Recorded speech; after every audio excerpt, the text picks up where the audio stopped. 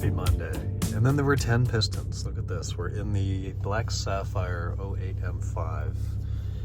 Did some more diagnostic, troubleshooting, a little bit of road testing today. We've had some codes show up randomly, persist, and then disappear. It's weird. It almost feels buggy. But we've got a yellow light on the dash. That's TPMS. That was a pre-existing condition when the car came in. So initially we had the code for rear right wheel electronics in addition to TPMS system malfunction. And I figured that the wheel electronic code was causing the module malfunction code. So we started easy, just swapped the rear wheels between left and right. And we drove it, tried to recalibrate, still get the TPMS malfunction code. We're not getting the wheel electronics code now though. I haven't scanned since I've driven home. In fact, I failed to bring a scanner with me, which is very ballsy to take this car more than a mile from the shop without any tools, but we'll scan it again tomorrow, see what happens. So we're still seeing the module code. So we pulled the module out, it's in the trunk behind the battery, kind of in that big foam block thing. Module looks like it's never seen the light of day. It looks perfect. There's no corrosion and no signs of it ever being wet or burnt or damaged or anything. Not to say that that means it's good, but sometimes you pull a module out to look at it and you see that it's all crusty and it's like, well, that's why it doesn't work. Somebody spilled something back here. Not the case with this car.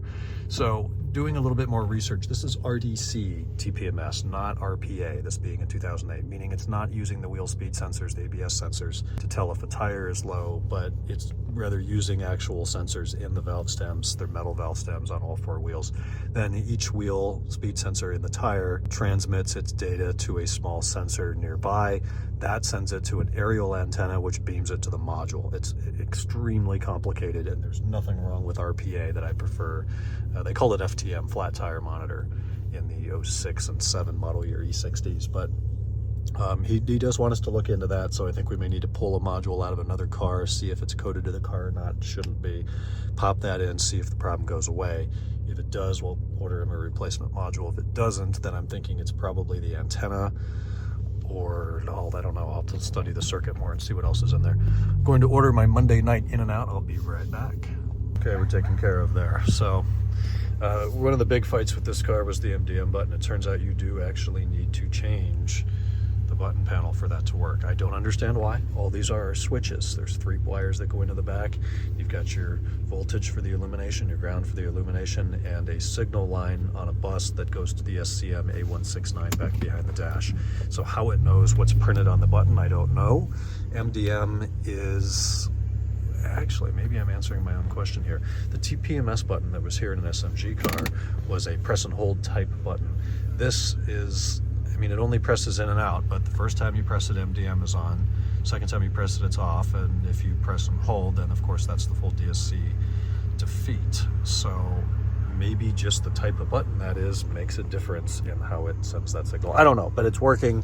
We're running. We don't have a check engine light right now. These cars are so much fun. I don't know how people own these things. Real common E60 fault, these mirrors. My dad's did it, we replaced the mirror. This one does it, that Alpine white one we had from Vegas did it. If you fold the mirror and you know when it snaps in its outwards position, it like clicks into place like that and doesn't move. I can adjust the glass all the way to its extremes and I'm still staring at the concrete and counting the bugs on the ground. In order for it to be right, and for the body lines where the movable part meets the non-movable base, in order for that to line up, you've got to manually force the mirror about there. How weird is that? Now it's all loose and floppy, and if you fold it, it's going to snap back in its position. So I don't know what happens inside these mirrors. I've never torn one apart because it's a pain in the ass, but something goes wrong, and then you have to keep adjusting it here, and if you go fast enough, then it starts to fold up. If you hit the fold button, yeah. Bad design. Nonetheless, these cars are extremely fun to drive. I've not driven an E60 M5 now more than test drives around the shop or MPI test drives in, geez, I mean months. It's been a while. Whatever the last, I guess the M6 was the last S85 car I got some seat time with, and that's been a month or 2 or 3 now. So that's been enjoyable. The big thing I miss over the E39 is just this iDrive is so bad, and there's no way to like wirelessly play music without putting a bunch of aftermarket BS in. It has an auxiliary in, I think, back here between the vents, but it sounds like shit. It has Sirius XM, but no one pays for that subscription anymore, so that doesn't work. For whatever reason, every time I lock this car and come back like more than 10 minutes later, it has forgotten the time and date. So That's bizarre. It feels like you have to keep setting it and keep driving it for it to remember the time and date. Anyways, before I talk your ear off, I'm doing my usual tonight. Tomorrow's the last day in town. I got to do some packing, get the house in order, stuff like that. And talk to you on Tuesday. Good night.